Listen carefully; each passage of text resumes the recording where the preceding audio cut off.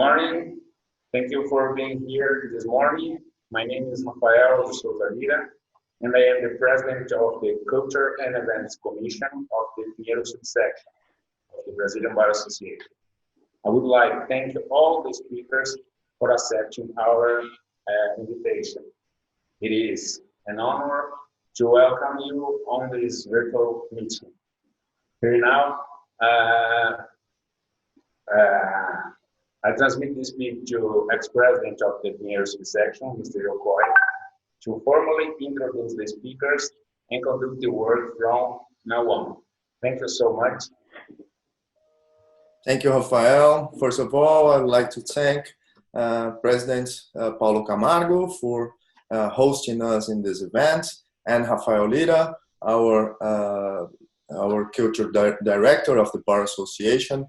I would also like to thank Roberto Dorrier for this amazing idea of gathering people from our criminal committee from IBA to talk about criminal risks in times of COVID. And I would like to thank all the speakers for spending some time speaking for the Brazilian audience, and mainly for discussing so important issues with us. I will start the presentation with just a few slides that you guys could share and could follow the presentations of each one of us.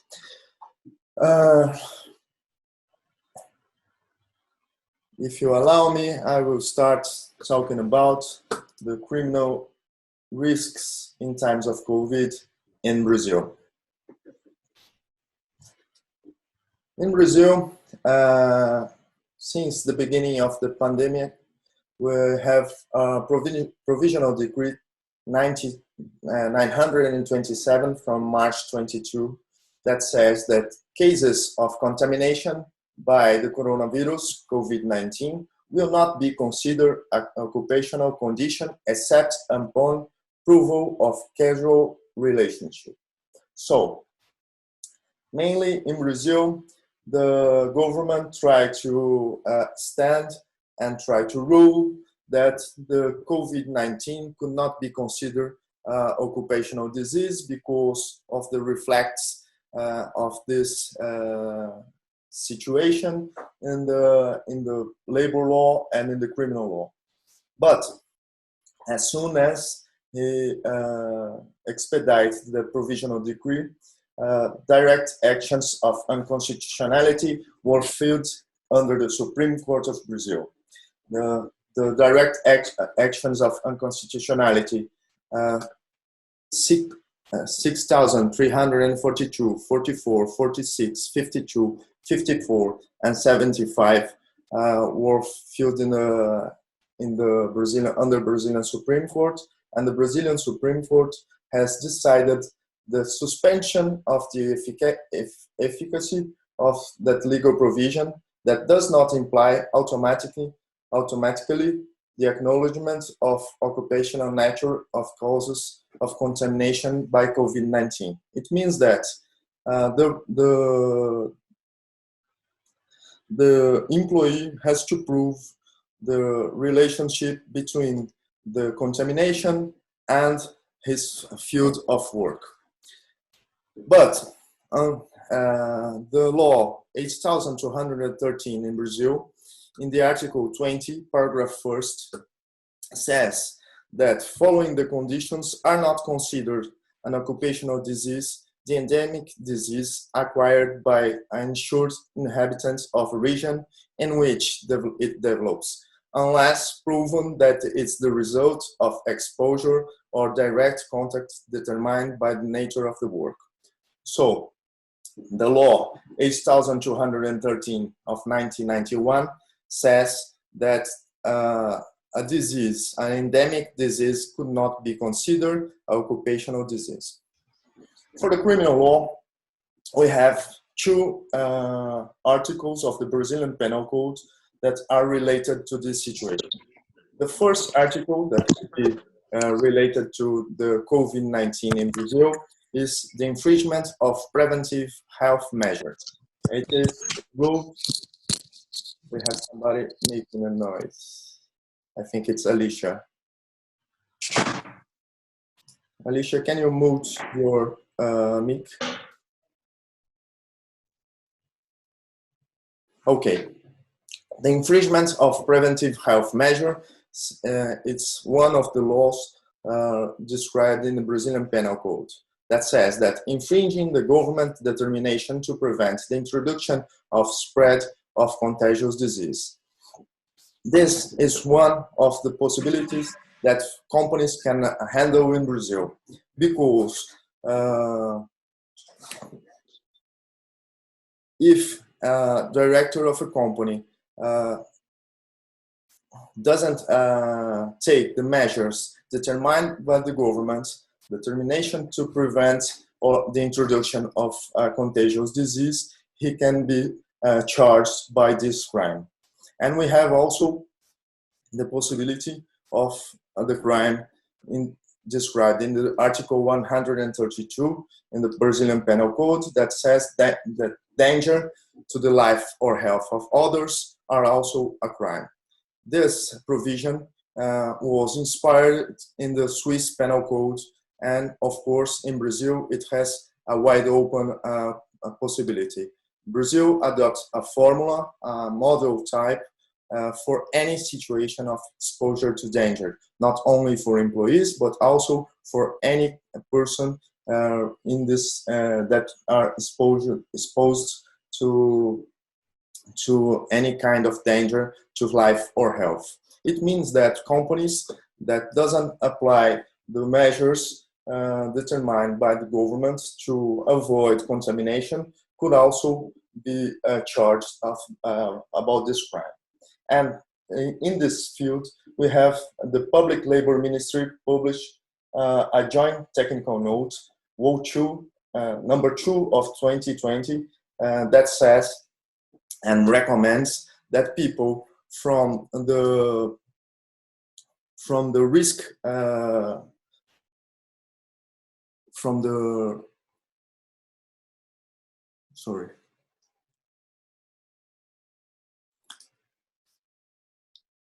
that people have that have chronic diseases and are in the and that have more risks of death of COVID-19 should be lived and paid in home. These people are mainly the people over 60 years old with chronic disease, diabetes, asthma, and with high blood pressure, chronic kidney disease, hematological disease, immunosuppressed, obese, and pregnant women. Of course, these people represent a big parcel of the employees of companies. So we have a situation where the companies cannot pay these people forever to stay at home. And of course, they have to bring these people back to work in company, mainly when the function of these people are in company. So we will probably face charges for directors of companies of the danger to life and health of others because of the return of these people to work in company.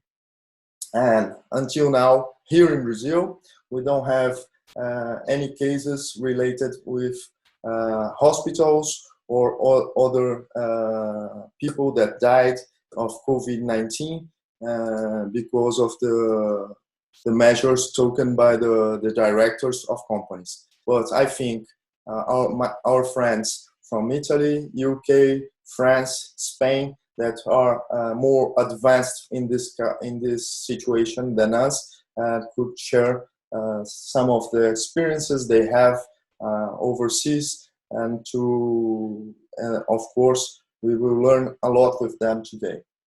First of all, I would like to introduce one of the most brilliant criminal attorneys of Spain, my friend Adriana de Burba, which is a partner. Adriana, I'm really trying to move the slide down here to introduce you properly.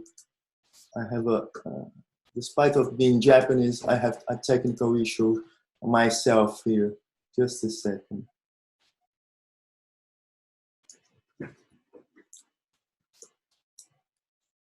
And Adriana is partner of Pérez Lorca in Madrid and is the head of white collar crime and investigations area. You were a public prosecutor in the past, right, Adriana? Yeah, she was a, yes, I was. Yeah, she was a public prosecutor in the past, and of course, she found the good side of the force and became a criminal attorney. Adriana, thank you very much for joining us today, and you can start your presentation. Thank you very much, Pedro. It's a pleasure to be here, and thank you very much also to the Brazilian Bar Association for giving me this opportunity share these ideas with such bright colleagues and audience. So very briefly, I'll start providing an overview of the different legal decisions that were taken in Spain as a result of the COVID-19 outbreak. And then I'll list some of the criminal issues that have arisen as a consequence of the situation. So first of all, you have to know that the state of alarm was declared in Spain on the 14th of March of 2020, and it is still in force, which means that the government has certain abilities to issue pieces of legislation very urgently without necessarily passing through a prior control of the parliament, and the control takes place afterwards in order to speed up all the measures that the government has to take. This is in a nutshell. Of course, the state of alarm has a very important consequences, but for the purposes of this debate, I think it was important to outline that the state of alarm is still in force and will be until 21st of June of 2020, and is subject to extension, so it might go even further. As a consequence of it, the government approved several packages of measures with different goals. First of all, obviously, to safeguard public health, also to provide protection to consumers and to people who might who might be in a difficult economic situation as a consequence of the crisis, workers' rights, and also in general to drive the economy forward. So some examples are the following. In certain sectors, the government imposed to companies the obligation to refund payments to consumers. It was declared that the situation of COVID-19 was similar to or was force majeure for the purposes of some contracts. So these resulted in companies having important obligations as regards their customers to refund prior payments, especially in the tourism sector, which in Spain is really important. Travel agencies, travel companies, hotels. That would be one thing that I would like to outline because of the consequences it might have and is already having from a criminal law perspective. The second measure that was adopted was the approval of packages of measures aimed at guaranteeing the solvency and liquidity of certain sectors. Basically, a guarantee facility was approved up to 100 billion euros, the deferral of social security contributions, and in general, all sorts of bailout measures in order to help private sector. Additionally, COVID-19 was considered to be an occupational hazard from a labor point of view, with the consequences that we will see later. And finally, labor inspection issued some guidance to employers to create a safe work environment as a result of the crisis. So all this situation resulted in several criminal investigations criminal lawsuits have already been filed by different social sectors and by individuals or associations to launch investigations into alleged wrongdoing connected to the measures that the government adopted, and also some future criminal litigation might be foreseen also in connection with economic measures that the government approved. So these criminal risks might be classified into two big categories. One of them would be the more business economic related criminal risks, and the second one would be the healthcare connected criminal risks.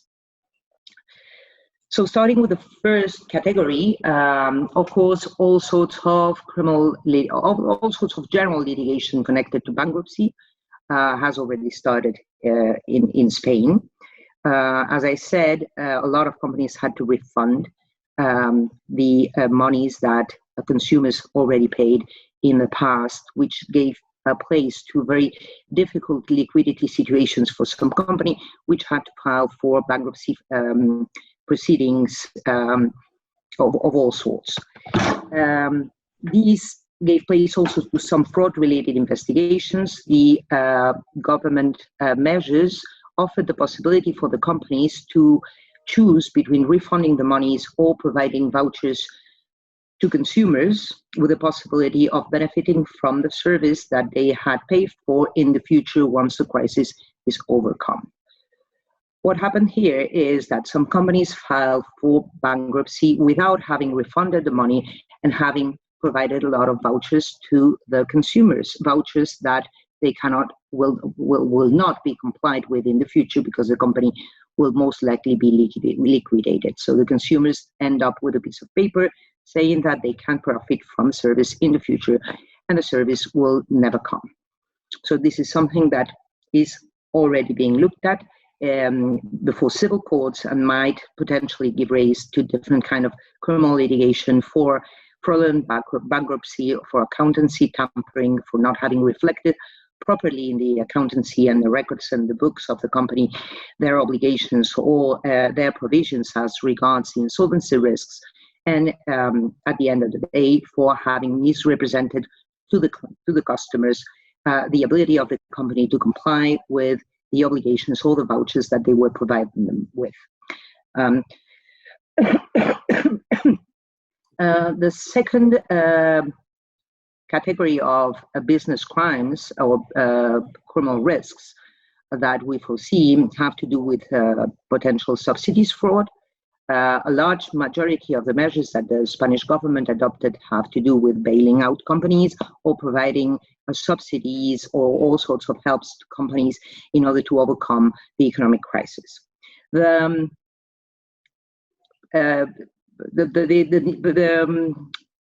thing that I would like to stress about these measures is that the government suspended the prior inspection of the government agency for supervising subsidies. In order to speed up the process, the companies are able to apply for a bailout or for a subsidy, and the administration is not looking at the requirements necessary to obtain the subsidies prior to the concession. They are speeding up the process, and it is foreseen that the supervision of the company's ability to obtain the subsidy will take place at a later stage. This means that companies have to be very careful in order to filing their requests for liquidity or for the subsidies adopted by the government, because in the future, if it turns out that they did not meet the requirements or they somehow misrepresented their situation in order to benefit from a subsidy, that also might give place to some serious criminal litigation or investigations launched by the competent authorities. So these would be the two big criminal risks from a business crime perspective, and from the individual's point of view. All the criminal litigation that has started in Spain has to do with obviously healthcare. The first one would be the one related to non-certified healthcare equipment. As you know, the market related to healthcare equipment has been strongly saturated during the crisis. It was very difficult for the governments to purchase masks or ventilators or other healthcare equipment. And therefore, the European Union somehow relaxed the requirements for the certification of some material. It was the case of the masks and the ventilators specifically. This means that some of this equipment that came from third countries, different non-members of the European Union, did not have to pass all the very complex certification procedures within the European Union and were accepted in the internal market. These gave place to all sorts of frauds and certifications, misrepresentations, because at least these equipments had to comply with the minimum requirements that the European Union requires for these kinds of assets. This is already being investigated in Spain, and there are some smuggling-related criminal offenses.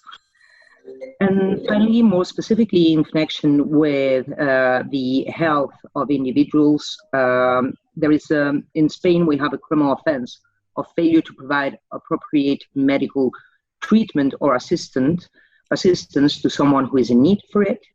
The basic requirement for that to be a criminal offense is that the perpetrator has a position of guarantor as regards the person who is in danger, meaning that the perpetrator must be in a situation either bound by the law to provide assistance, or either a situation in which the perpetrator previously created the risk which led to endanger the life of the victim.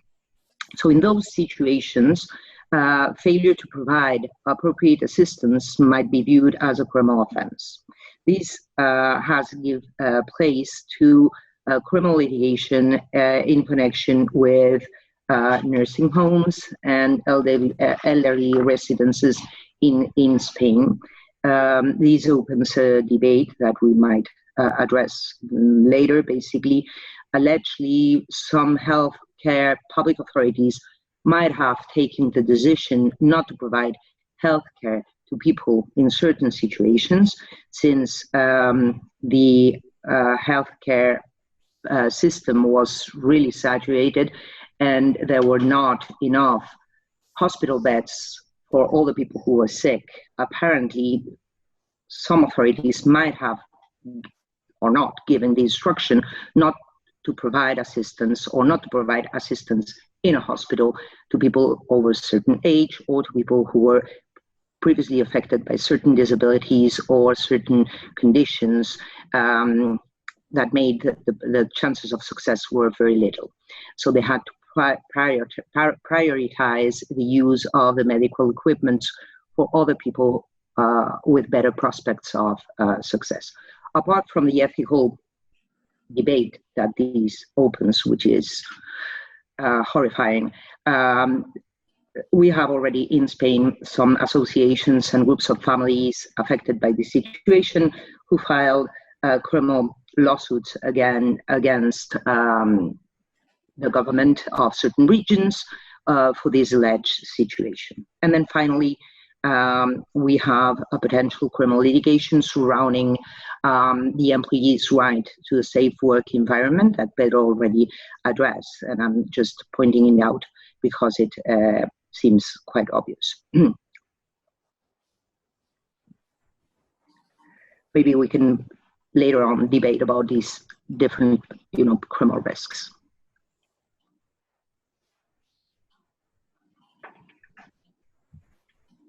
You're muted, Pedro, I think. I think we can, our audience can address the questions in the web chat, and when we finish, we can discuss a little bit of the points we are speaking right now, okay? So, after Adriana, thank you very much for your presentation. After Adriana, we will listen Andrea Puccio, one of the most prominent penalists of Italy.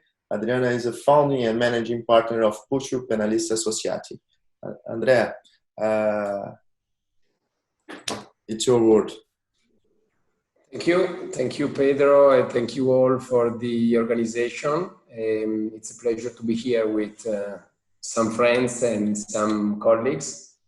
As you certainly know, Italy has recently become famous, let's say not for its fantastic food, but unfortunately for the serious outbreak of COVID-19, which the country in February 2020, we can say, and put the local healthcare system under significant strain. We had, as you certainly know, many problems in our country. As a result, the government in March was forced to introduce lockdown measures with reference to businesses, schools, and the public administration offices. I want to give you some numbers.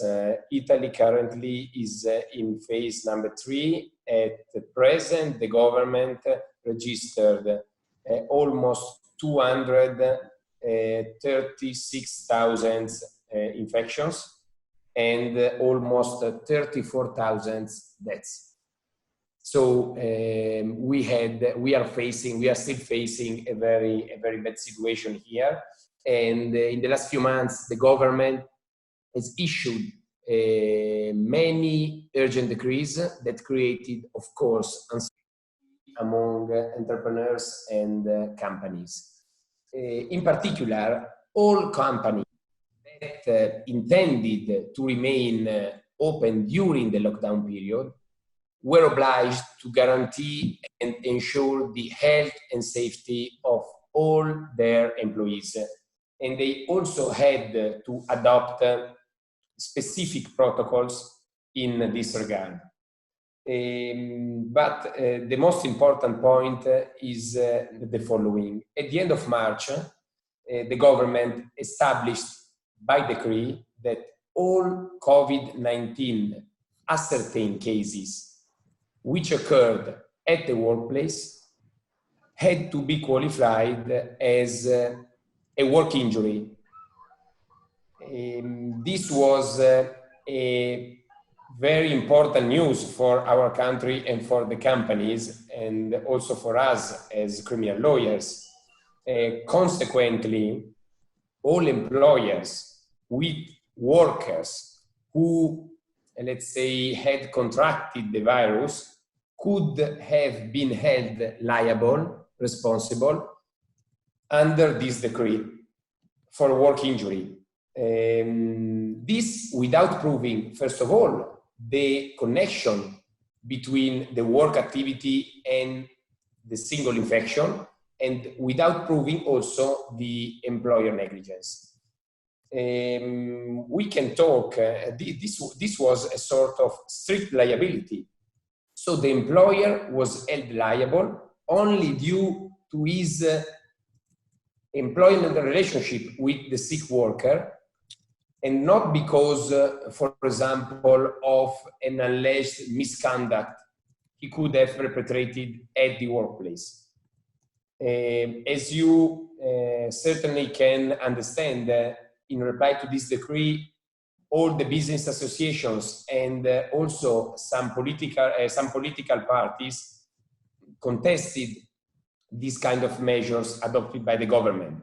And fortunately, on May 15, INAIL, that is the state body providing sickness benefits to the people injured at works, gave officially its own opinion regarding this matter. And what did this body say? Having compared the COVID infection to a work injury is relevant only for insurance purposes, only for that. And it doesn't automatically determine a criminal responsibility for the employers. So this was an important clarification for our country and for all the companies that were open in that period. This reply, of course, was deemed very satisfactory for the entrepreneurs and the company, but, and this is the very, very important second point that I have to underline, the measure adopted anyway by the police forces and by the judicial authority, the application of the measures have been very strict and rigorous. At this moment, we already have many criminal proceedings that are pending against employers, against entrepreneurs and companies. In fact, at present, political parties are discussing the opportunity to introduce a sort of criminal shield in favor of entrepreneurs and companies which in this specific period have totally complied with the laws and with the rules and the protocols provided by the law in order to avoid criminal proceedings against them. Finally, in my opinion, from a European standpoint, I think there has been no form of coordination and neither conformity regarding all the security measures to be adopted. And consequently, each country had to adopt its own rules and protocols, and Italy did. Unfortunately, this situation determined further uncertainty and obstacles with reference to companies operating in more than one country. I had to face this kind of situation for some of my clients, some big companies that have plants in more than one country, and they had to deal with many laws, many protocols, and many rules. It was very difficult for them to operate in that specific period. I truly hope that the prosecution offices which are conducted investigation in this specific period, mainly I have to say in the North Italy, because that is the part more infected, against this investigation against entrepreneurs, employers, companies, and also hospital and the healthcare system will have a reasonable approach to this matter, taking into consideration not only the judicial needs, but also the emergency period and our economic and financial system. I think this is the most important point for us, for our country, because companies are facing a very bad situation, and many of them, I have to say, adopted all the protocols requested by the law. Of course, I am at your disposal for some questions and to be maybe for a little debate at the end of the webinar. Thank you again.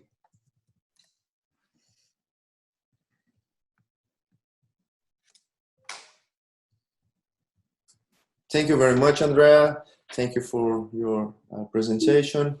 Now we will listen Neil Swift. Neil Swift, thank you very much for joining us. Thank you very much for accepting the invitation. Neil is a partner of Business Crime in Peters & Peters from London. And of course, he's a very well-known criminal attorney in UK and worldwide. Neil, it's up to you. Thank you very much. So I'm going to talk about the position under English law. I think distinct from what we've already heard, English law really has just adapted what it already had to combat COVID. So under English law, all employers, whatever the sector that their business is in, are subject to a duty to ensure the health and safety of both their employees and those who are affected by their activities. So who that covers, who that encompasses, will depend on the business. It could be customers in a shop, it could be people delivering to a factory, it could be patients in residential care. All these duties are set out in very broad terms in the Health and Safety at Work Act, 1974. So it's an old piece of legislation.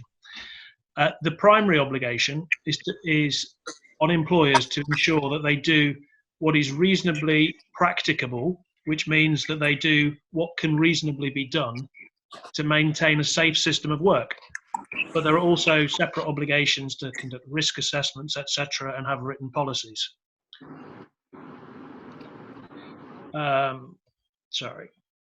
So, how does an employer know what they should do? However much it's been criticised in the media, following the government's guidance on COVID is a good start, but that might not be enough. The obligation on the employer is to assess the risks in their workplace, set up a safe system of work, and make sure that it's followed. So if the general government guidance does not address the particular risks that are inherent in your business as an employer, you still have to do that. So liability in these circumstances attaches to all employers, whether they're companies or individuals or partnerships. If a company commits an offence, the criminal liability also extends to their directors or their managers, not just if they were directly responsible for the breach, but also if they knew about it or if they should have known about it, even if it wasn't directly within their responsibility. And it carries, the offence carries a prison term of up to 2 years.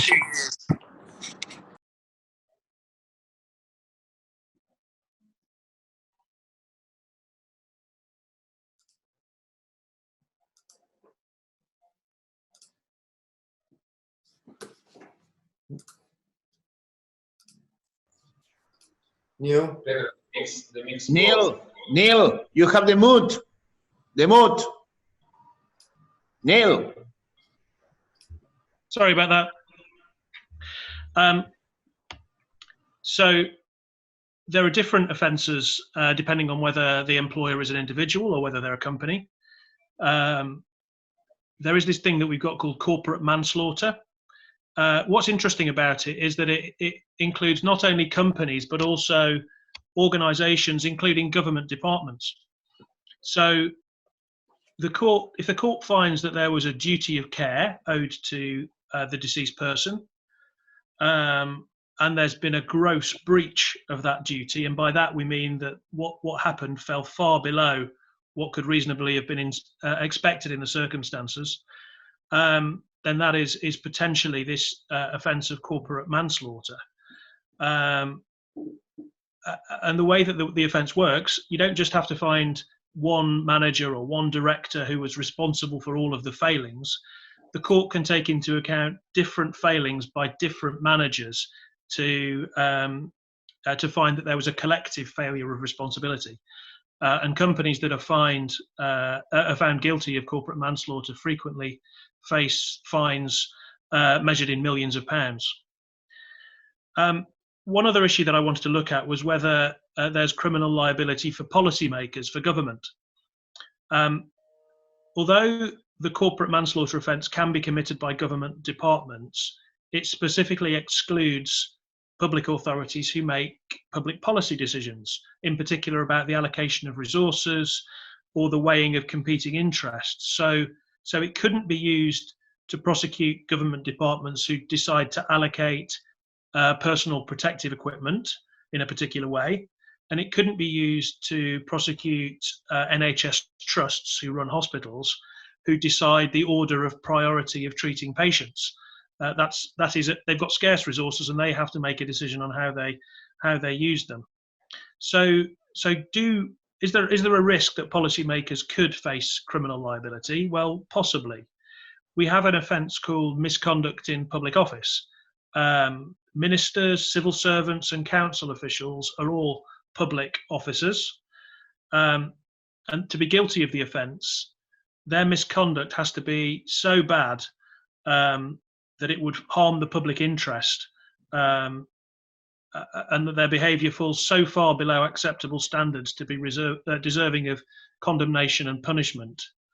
They have a defence if they can show that they've got a reasonable excuse or a justification for their actions. And obviously in a time of unprecedented crisis, there are going to be an awful lot of people relying on on that sort of defence, it's going to be really difficult, in my view, to prosecute politicians for this sort of offence, because there's a real depth of consensus of view on both sides of the debate about whether what the government is doing is adequate or not.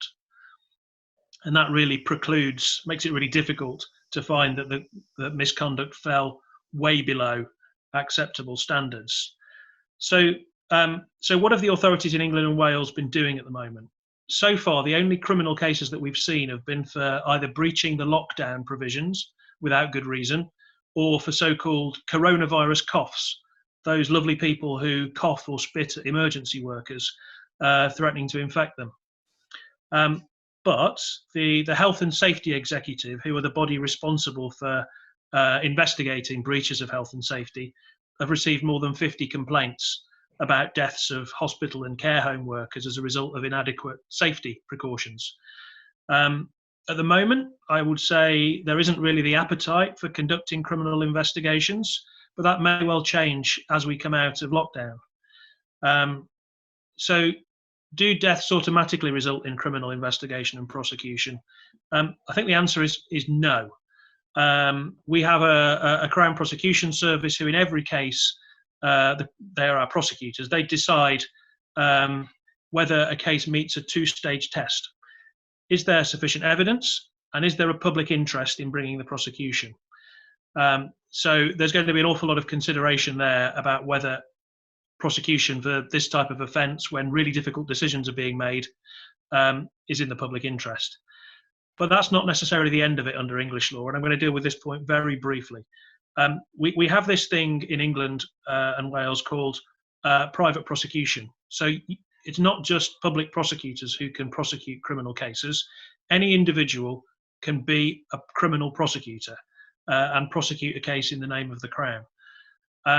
There are some exceptions about what sort of offence can be prosecuted in this way.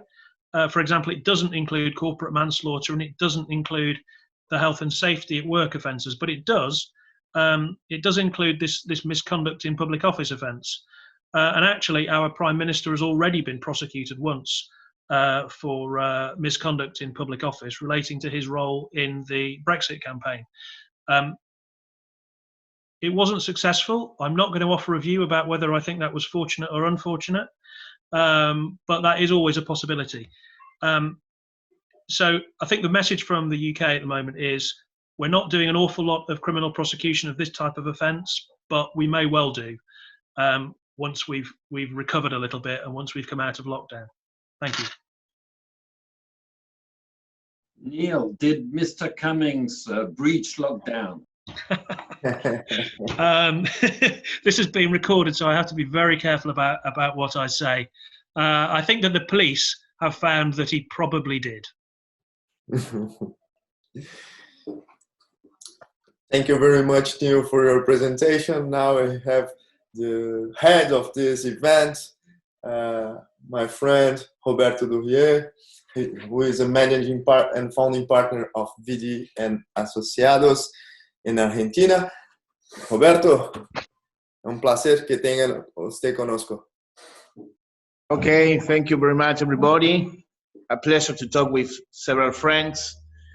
And now today we have, I think, a very, very important topic. This is a starting point in the discussion. I'm sure that in the following and next 1, 2, 3 years, we will still discussing this great topic. Just following, I will try to make an exposition in 7 minutes, 7-8 minutes, and focusing probably in one topic that was underlined by the other panelists in an indirect way. And I think it's very important, not only because it's important in light of what is happening in Argentina, but also because this discussion that what is happening in Argentina could be equivalent in all the countries we are covering in this roundtable. And I will define this discussion in this sense. All these countries has crimes of pandemia, and and we have examples in each of the countries about prosecutors or private complainants, victims of the pandemic, that decided to accuse corporations, the board of directors of corporations, and or public servants for violating these crimes. More or less, the crimes are almost the same. I will mention the crimes we have in Argentina, but we have equivalents of these crimes, as I was able to listen, in other countries, and also equivalents of these crimes in Uruguay, Paraguay, Chile, Colombia, as far as I was able to check before this webinar. I think the key discussion probably in all this debate is the tension that appears in, from one side, the effectiveness on the investigations that the prosecutors and the victims expect in these investigations of pandemic crimes, and on the other side, versus the other side, the guarantees of due process and privacy and self-defense, and in general, the guarantees, the criminal and criminal procedure guarantees, human rights values that must be respected in these investigations. In Argentina, we have two examples to analyze this situation, this tension. And of course, as a defense lawyer, I understand that effectiveness in the procedures can never subordinate the respect of due process guarantees. These two examples of cases that appears now in our newspapers, in the first page of national newspapers in Argentina, and also in Uruguay, and as I was able to check with some colleagues also in Chile and Colombia, are accusations. For example, in Argentina, there is an accusation against the president of the Central Bank of Argentina and the chief of the Social Security Agency, National Agency of Argentina, for violating the rules, the health and safeguard rules that have been issued by the government of Argentina. We are in a starting point of this accusation, and there is also in parallel another accusation, quite very important in terms of media aspects, against the board of directors of a factory of cars. Some employees who have been victims of COVID-19 allege that the board of directors never introduced the rules, the health rules established by the government, or in other sense, similar, that if they did it, they didn't do it correctly. So they are accusing the board of directors of this company, car factory company from Japan, but working hard in Argentina, for the crime of pandemia, a negligent crime of expansion of pandemia. So here we have very quickly the legal framework we are talking about. We have 4 crimes. One intentional crime in the Article 202 of the Argentine Criminal Code. It's an intentional crime for expanding the pandemia. The key discussion in this crime is that the prosecutors also include willful blindness and dolus modus, eventual dolus modus, and willful blindness and recklessness rules. And also in Article 203 of the Argentine Penal Code, we have the negligent version of this crime, negligency. Specifically for this Japanese company, the prosecutor is accusing for the negligence. That also has a pension of crime from 2 months to 3 years of prison for this crime of negligence. And if we are talking about the crime of intentional crime, We are talking about from 2 years minimum to 7 years as a maximum of prison, you know. So these are, in a way, serious crimes, you know. Bem? Yes? Tudo. Well, Me conta um negócio. Qual é o okay. nosso problema com... Okay, I think there are some questions there around. We can leave them to the end to make a discussion, you know. So this is a typical, the typical discussion, in a worldwide discussion, I think, because we are talking about human rights principle worldwide, worldwide covered, you know. I understand, and we agree all, that there is a right of the society, there is a right of the state in these exceptional circumstances of pandemia to protect, to make all the efforts to protect public health. I understand the crimes. I believe the crimes are constitutionally correct, but we have to pay special attention to the work that the prosecutors are doing in this scenario of crisis of pandemia, because in the examples I'm mentioning, I think they are making some violations to due process guarantees and privacy guarantees. In particular, they are trying to use emails that have not been covered. The prosecutors are trying to introduce as evidence against these businessmen's evidence, such as emails that have not been collected in a correct way, you know. So I understand the intention, the work of the prosecutors trying to be effective in investigations. You know, they also try to make the accusations by Zoom, to receive the positions by Zoom systems, and they can wait, for example, 1 or 2 months to start a different scenario.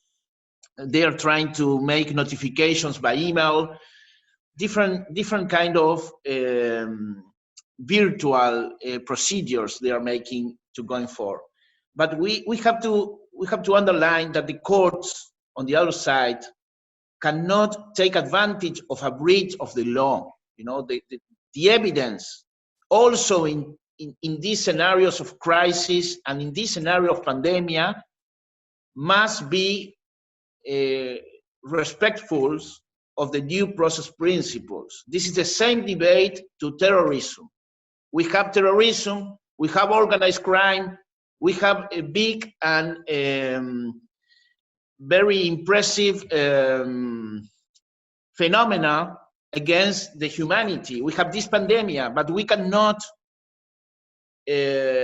use the excuse of this pandemic, the excuse of organized crime, the excuse of terrorism to be effective and to go against and violate due process guarantees. Just finishing the discussion, I'm sure you know this principle, this worldwide principle that courts cannot take advantage of a breach of the law is very well covered by European Conventions, Article 5 and 6, by also the Article 11 of the American Convention of Human Rights. No one may be object of arbitrary or abusive interference with his or her private life, family, home, or his or her correspondence. Everyone has the right to be protected of the law against such interference or attacks. Article 17 of the Convention on Civil and Political Rights. This is a worldwide convention. Article 17 says, everyone has the right to be protection of the law against any arbitrary or unlawful interference with his or her privacy, home, or correspondence. I'm talking as a criminal defense lawyer. In one of these cases I mentioned as an example, but I'm trying to be objective in this discussion. I think this discussion must continue. We need to continue discussing this great topic, that it's an equivalent, as I said, in this slogan, what is first, effectiveness of the respect of due process guarantees? Why not both can be in the same status, or much more, I really believe that effectiveness in the investigation of these important crimes can never subordinate the respect of due process and criminal law and criminal procedure guarantees that we as lawyers must follow and protect our clients of these intentions of some prosecutors and private complainants to put effectiveness first and due process secondly. Thank you very much, and later we can receive some questions about this huge debate. Thank you very much, Roberto. Now we will listen Stefan Boniface, founding partner and managing partner of Boniface Avocats. Stefan is a very well-known lawyer in France, and he will finish the first part of our webinar with his presentation. Stefan, thank you very much for accepting our invitation and joining us. Thank you, Pedro. Thank you for organizing this, to you and to Roberto as well, and to the Brazilian bar. I think risks for some people of criminal prosecution are high as far as France is concerned. And actually, I know this because just 2 hours ago was Le Monde published an article saying that the Paris prosecutor has launched an investigation into the matter. And that's not surprising as far as France is concerned, because that's the way we deal with these issues. And from what I hear, actually, I think, Roberto, you were saying this as well, and Andrea, you were saying this, and Pedro. And I think it's interesting that we should only have one common law lawyer who tells us that at the end of the day, criminal prosecutions will be scarce in the UK. But that's not the case in France, for that matter. And you know, well, is that a good thing or a bad thing? Well, it's certainly a good thing for criminal defense lawyers. There's no doubt about that. But is that a good thing for the society? That's a different issue. And Roberto, you were talking about due process. Yes, I mean, our societies are faced with this crisis. I think there's a lot of anger in all our countries. And then the question is how you direct that anger. And you know, you can direct it at China and say China is responsible for everything and China should be sued. That's a possible response that some would be following. And you can say it's the government's fault, or it's the company's manager's fault, or it's the old people's home managers who are responsible for what happened. And that's really going to be, I think, somewhat the French answer. Now, so there will be prosecutions in France, many of them, and the targets will be, as I say on this slide, company directors, members of the government, mayors who are responsible for schools, for public equipments. Have they done what they should have done? And the old people's homes managers. There's a strong risk there. The way we go about the things is, you know, we have this tendency to choose the criminal route. And to make a comparison with what Neil was saying about private prosecutions, I think, Neil, you will agree that private prosecutions are difficult in the UK. It's not an easy path, right? You have to make your case. To the contrary, in my system, in the French system, you can be a private prosecutor, basically, if you're a victim, but you don't have to do yourself the investigation. You have a system that allows you to go to an investigating judge and tell judge, I'm a victim. And you investigating judge, it's your duty to investigate for me. So that's an easy, it's an easy kind of private prosecution in a way that explains why there will be criminal investigations. And I think that the reason why the Paris prosecutor has said today that he will initiate criminal investigations is probably to prevent this flow of victims going to investigating judges and try to have an investigation and try to sort out and try to say, well, at the end of the day, most of what you're complaining about is not criminal, but maybe this and this and that would be. And maybe this is what we should, this is what we should be prosecuting. So that's probably a way. Why is the Paris prosecutor trying to do that? Is a way to channel the anger and try to keep this within a scope that is reasonable. Whether that will work or not is to be seen, doubtful, I would say. So, I mean, I think,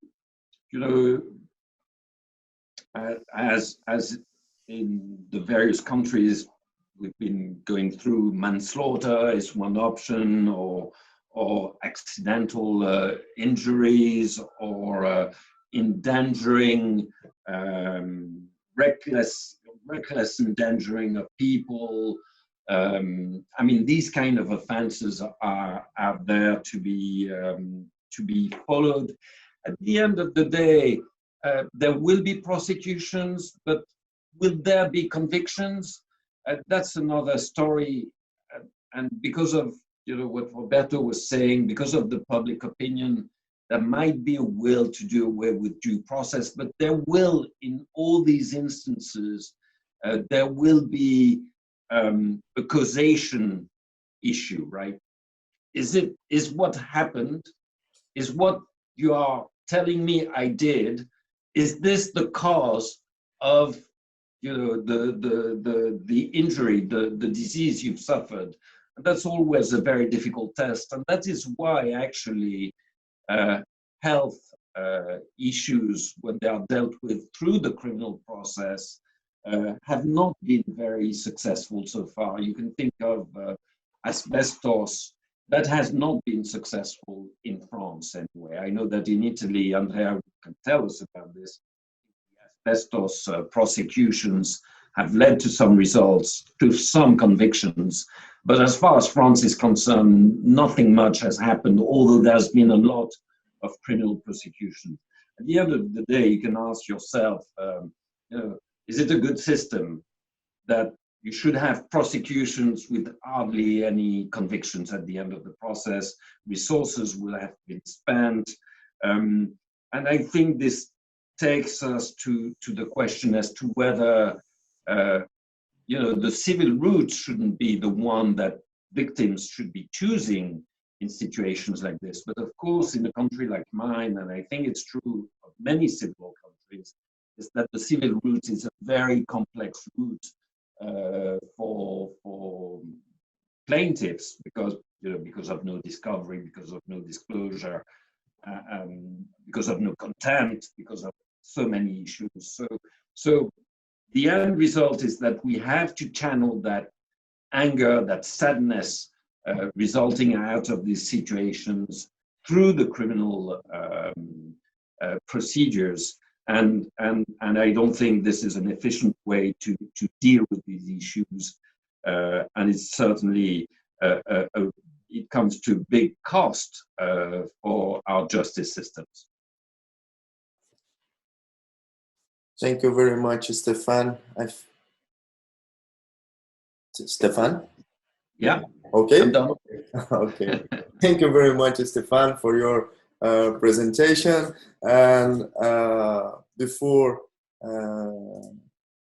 moving for the next part of our webinar, I'd like to register the presence of our president of the subchapter of Pinheiros Brazilian Bar Association, Paulo Camargo. Paulo, do you want to speak a word for us?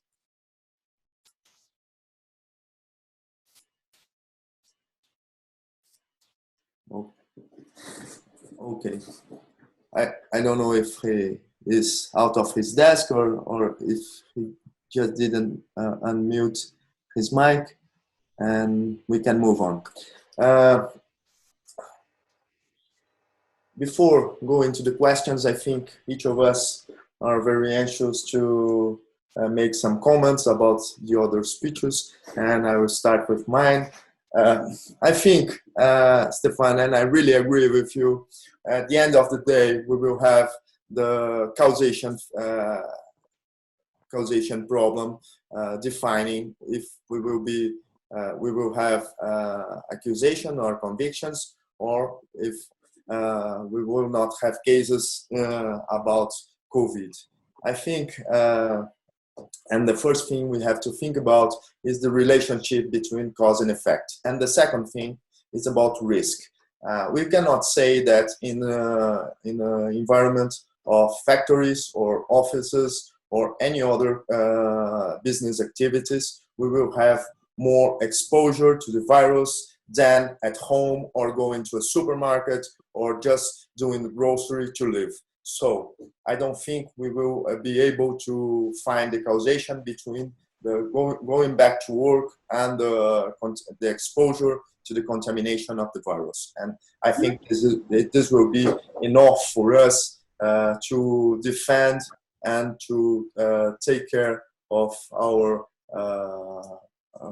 representatives in the criminal defenses. But we have also to think that people that are in the risk group, elderly people, sick people, they will also have to go back to work, because in Brazil, at least, they are not considered unable to work. And if they are not considered unable to work, they will not receive any kind of benefit from social security to be at home, to stay sick and pay at home. So if the state will not pay for them to stay at home, we cannot transfer this obligation to companies. And of course, the risk group of this COVID-19, it's a big group. People over 60, people with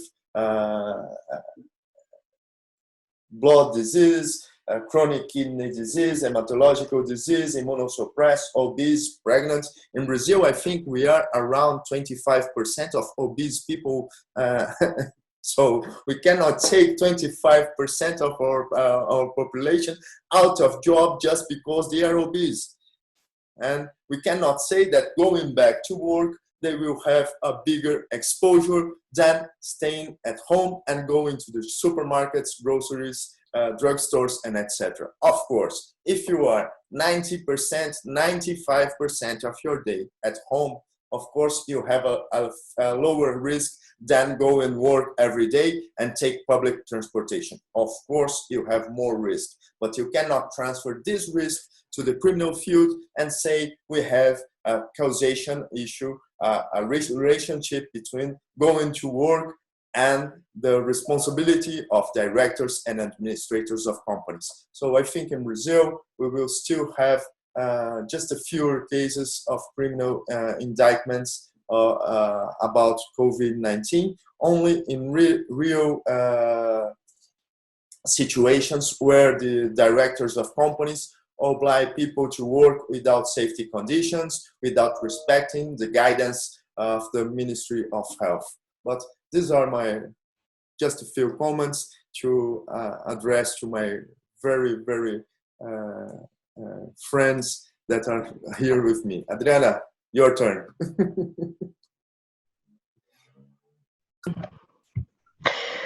I agree, and I think it's very interesting when Stefan was talking about, resource consumption that this litigation might give place to, because if we're talking about manslaughter, this is something that has to be assessed on a case-by-case basis. At least in Spain, we don't have class actions.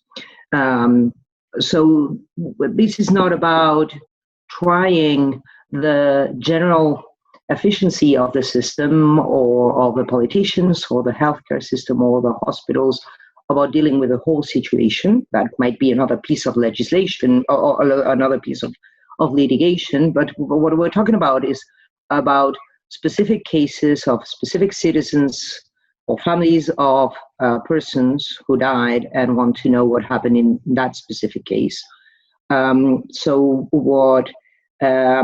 Which is absolutely legitimate, but at the same time, it might give rise to an enormous amount of litigation, collapsing the whole system. Because as I say, when you talk about diligence in a specific case and the reasons and the chain of causation, you have to go to the specific case, and a company or a hospital or a politician might have been absolutely diligent on a general basis, but in a specific case, they might have taken the wrong decisions. It is true, and I think that the criminal litigation should be reserved only for the most serious cases where truly there was a serious infringement or a serious lack of diligence in dealing with a specific case. That might have well happened because it was chaos at some point, and people were getting sick very quickly, and the system was completely saturated. So I cannot rule out that at least some of these cases might go forward into a trial, and the outcome is rather difficult to foresee. But as a general conclusion, my recommendation in Spain would be that it would probably be easier for the families, and the prospects would be better if they used the path of civil litigation for the wrong functioning of public administration or whatever reason, which gave place to much more objective and automatic liability than to use a criminal litigation in which they have to deal with all sorts of mens rea and chain of causation difficulties that might jeopardize their litigation in the end. But my general comment is that this is not putting at trial the general diligence of the system. That's a debate, for the parliament. It's about, trying case by case whether somebody could have been saved and wasn't. Andrea? I completely agree on this point. I'm in agreement with Adriana, Stefan, and Roberto for his passion about the defense lawyers and our clients. I completely agree with that. Unfortunately, as I said, in Italy, at this moment, we already have many criminal proceedings on these matters. I have directors investigated for many crimes connected to the COVID-19 emergency, hospitals, elderly residences, nursing homes, indicted for manslaughter and other kind of crimes. We had to deal with seizures, requests of documentation, interviews employees and other people of these companies. The approach is very strict, is very rigorous, the approach of the judicial authority and the public prosecution office. And so I'm very afraid about this, this approach and this situation, because it could have a very bad impact on the business of our country and on the companies. At this moment, we of course we don't have any conviction, hopefully, but because it's too early to have conviction. But many investigation. That is the reason why the politics and the parliament is discussing about the criminal shield that I mentioned before for all the companies that, of course, comply with the law and adopted all the measures and the protocols provided by the law.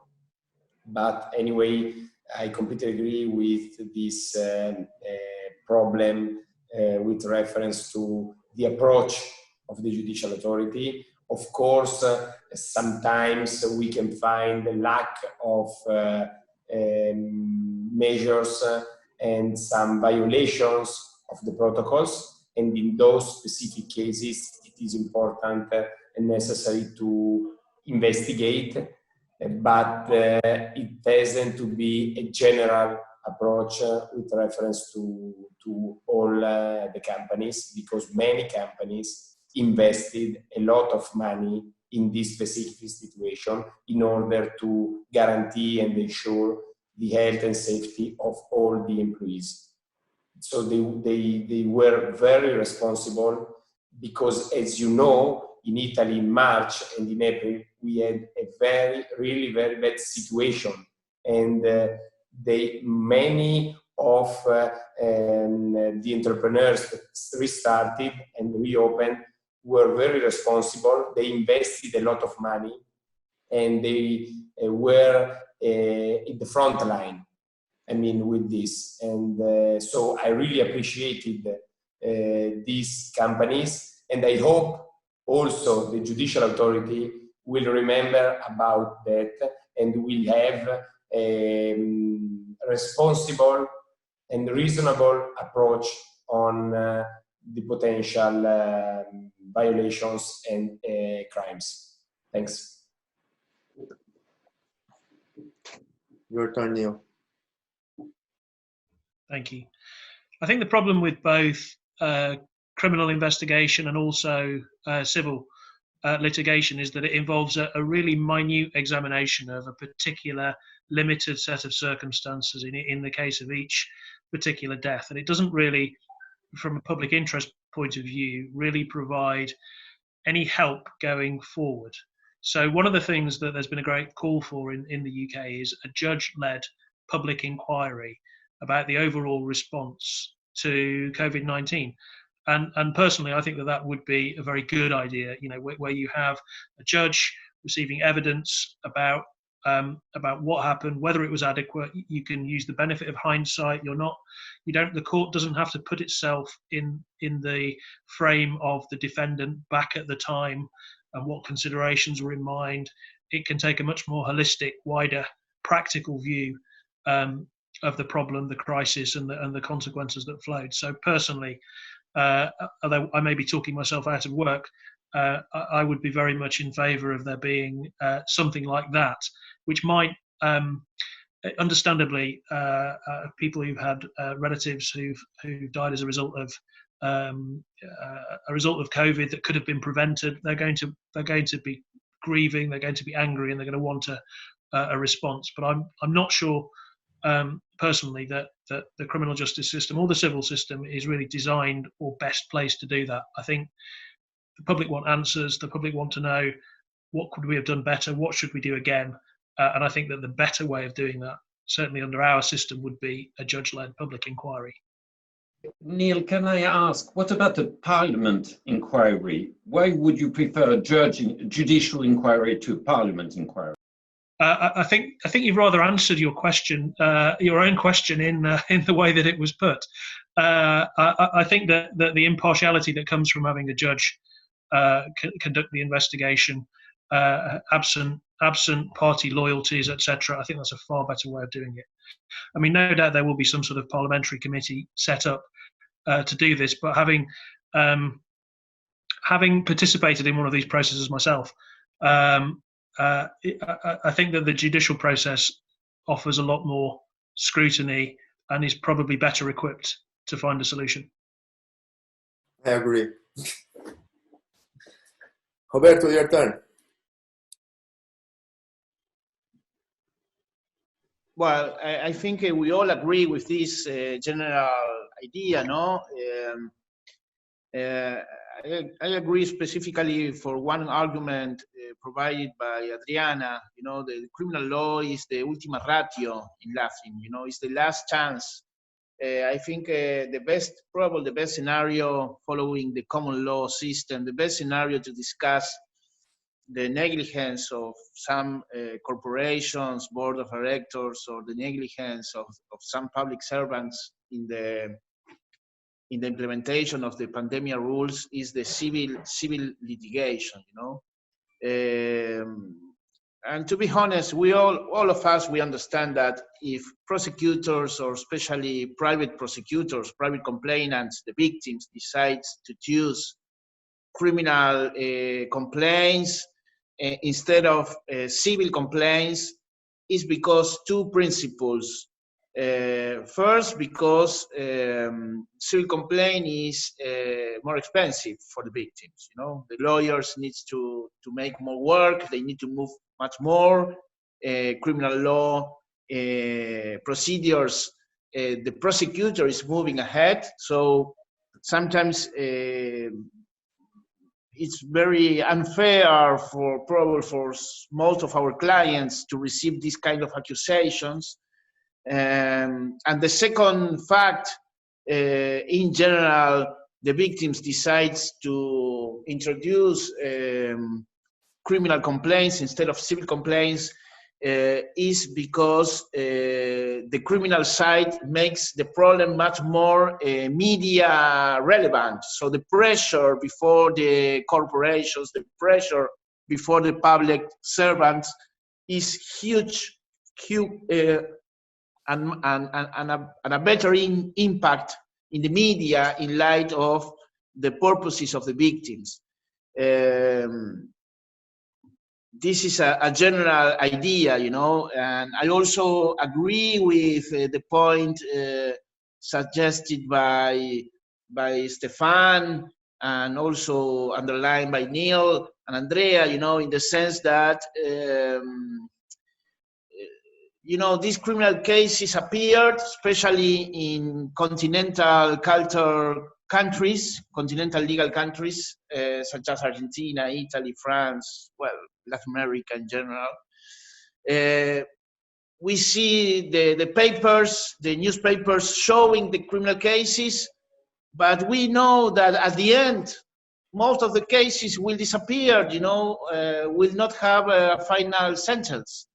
Most of the accused guys of the board of directors of the corporations, the public servants, most of them will not be formally sentenced against them. You know, they will not go to prison because there are several arguments that the lawyers, defense lawyers, would argue in the defense of the due process guarantees, in the defense of legality, in the defense of self-incrimination, and all the civil and due process guarantees criminal law has, you know. So, you know, this is a big question to discuss, you know, how prosecutors still thinking in using criminal law instead of civil scenarios. This could be, you know, also under the light of the effectiveness in what the victims are requesting, that it's legal and it's understandable. You know, they need to receive probably an economic reparation in the deaths of the people, the members of their families, or in the illness of the members of the families caused by this pandemic situation. No? So this is my point of view about the topic, that again, I think this is a huge topic that will be discussed again in the next 3-4 years, probably, you know. Stefan. Look, Pedro, thank you. I don't have much to add. I mean, you know, as Roberto was saying, there is a public opinion, there are victims, and, you know, nothing, I mean, in no countries things work perfectly, and indeed the answers have to be given one way or another. And this is the issue we are faced with. And of course, as defense lawyers, we know that, you know, there are scapegoats out there, and that's our job to defend those who will end up as the sacrificial lambs in that situation. So a very critical issue, and yes, as Roberto was saying, we could go on, but I think it's probably time to give a conclusion, unless some of the participants have a question. Okay, so let's go to the last part of our event. We have questions from our audience, and Neil, now it's up to you. Maria de los Milagros, si quieres, if you want, you can open your mic and question straight to the speakers. I think you have a question to Adriana, another to Neil, and another to Roberto. Choose one, and we have some time for the others from the audience to make questions too. Thank you, but I have sent it to each speaker yet, so for me it's okay. I think that they have already the question yet. But choose one, and then the audience can follow the answer. Ladies first, I think. Adriana could be. Okay. So, ask. Well, in fact, the question is not just for Adriana. It could be also for the rest of the speakers, perhaps. And the question was, in the same way that certain criminal behaviors arose or manifested in the last time of this exceptional pandemic, which perhaps already existed, but in this exceptional context of pandemia, they adopt a special or more visible role. So the question is, how do you think that the judiciary or the prosecutor, but the judiciary in general, will be able or should adapt to investigate or resolve or face these criminal circumstances or facts or behaviors, also in a context of exception, because it's a challenge for the judiciary too, I think. Absolutely. There is an issue that Neil mentioned and that we haven't discussed, but I think it's interesting, and it's principle of legality versus principle of opportunity in criminal justice, meaning that if I'm not mistaken, in countries like the United States or the UK, the prosecutor has certain discretion in order to decide whether it's worth it to prosecute some cases, and whether, balancing the pros and cons and the expense for the public in general, it's really worth it to put everything into these kinds of investigations. This is not the case in Spain. I don't think it's the case in Brazil either. Prosecutor is subject to the principle of legality, and therefore if there are indications of some kind of wrongdoing, they are bound to investigate every case, which that's what I was saying, that this is, and I agree with you, this is an enormous challenge for criminal justice, and it's probably not well equipped to do so. Probably they will very much rely on public agencies, the labor inspection or other kind of experts, or the public the administration providing support to criminal justice. But at the end of the day, and especially taking into account the exceptional circumstances and the fact that for some time all the judicial hearings will take place through Zoom or video conference, and there are no direct contact with people, this is really challenging. And that's also another reason to try and keep the criminal cases to a minimum, because not everything that is wrong is necessarily a criminal offense, and this is like that in Spain and everywhere in the world. But I think in the UK probably you have more mechanisms to deal with that. Yeah, Adriana, that's absolutely right. I mean, we have lots of different systems running in parallel. So, for example, if you take the Health and Safety Act, There are criminal offences under it, but there are also formal notices that can be sent to businesses to say you must improve your business in this respect. You've got inadequate procedures for this. You need to spend more money on that. And you're absolutely right. We don't have that legality principle. We have this discretionary prosecution ability. So prosecutors have to make a decision about whether each prosecution is in the public interest. You mentioned expense. Well, expense sort of comes into it indirectly. So police forces will have to prioritise their resources, so they don't have enough money to prosecute, to investigate rather every case, and then the prosecutors will make a separate decision, which is, do we think it's in the public interest? Now, for a really serious case, the expense of it is not going to come into it, but for minor offending, that's the sort of thing they might decide it's not worth spending the money to prosecute it.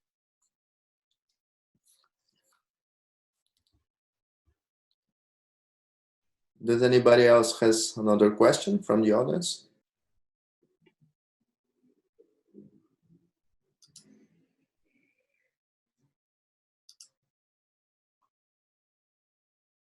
No?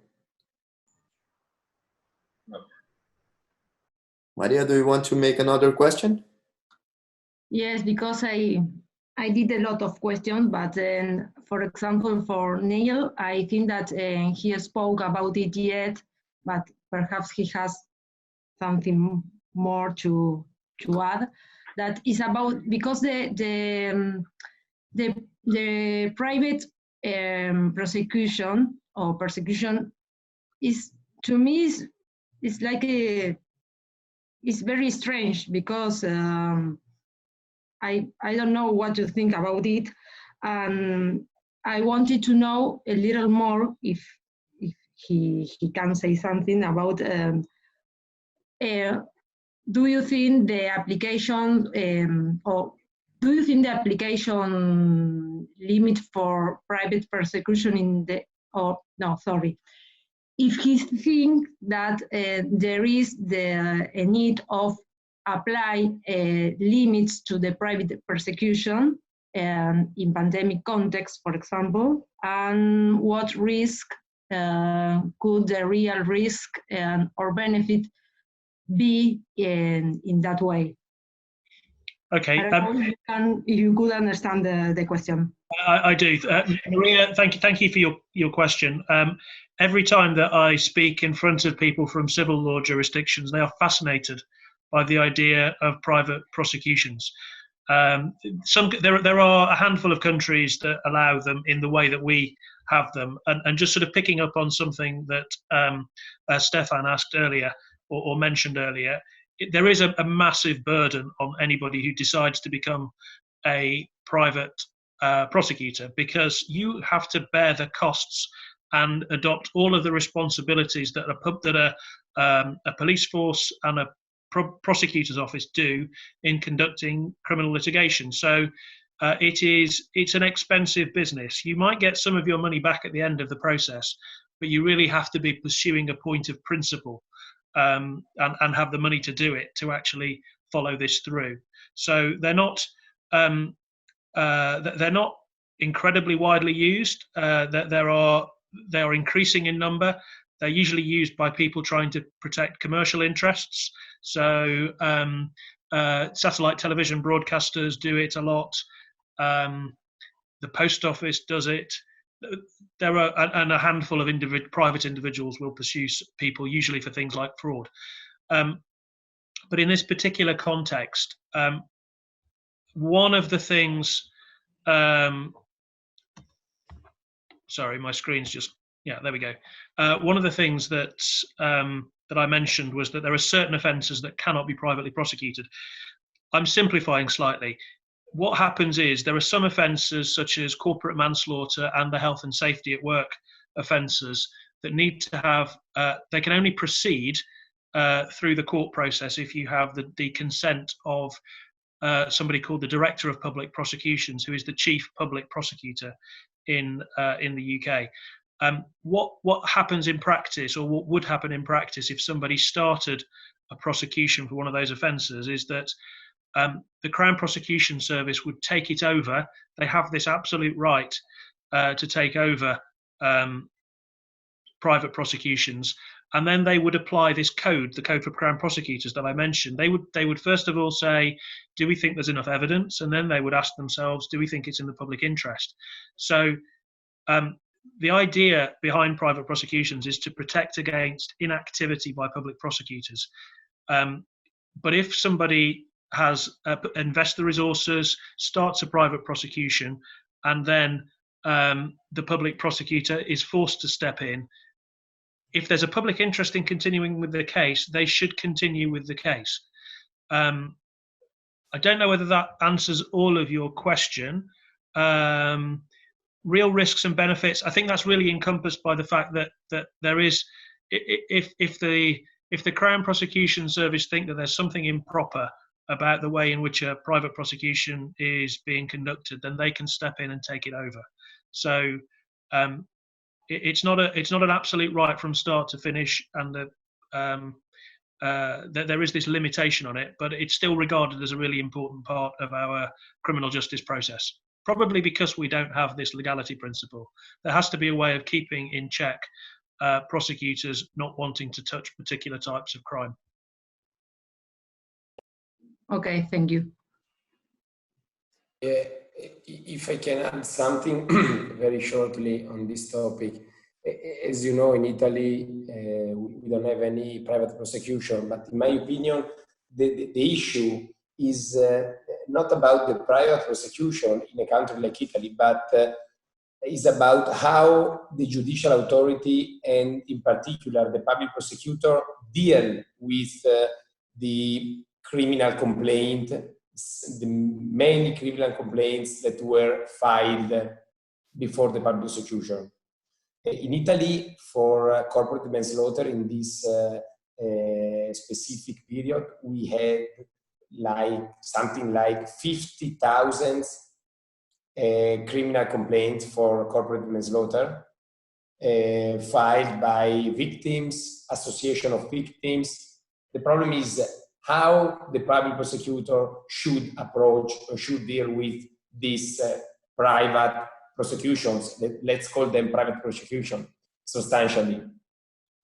They should select, they should examine the single and specific conducts or misconducts, the single responsibilities, even if we are in an emergency period, and even if there were many deaths, we cannot give the opportunity to everybody to celebrate or to have a criminal proceeding for their relatives or parents. I mean, it is a very delicate matter, of course, but also criminal law, it is a very delicate matter for investigated people and indicted people. So this is just, it is not an answer, but it's just my thought about this, because I think it is a very delicate aspect for the present and for the future of our country, and probably of also for other countries.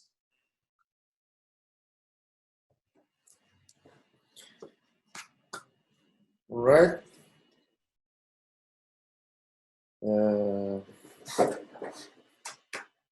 Does anybody else want to add something?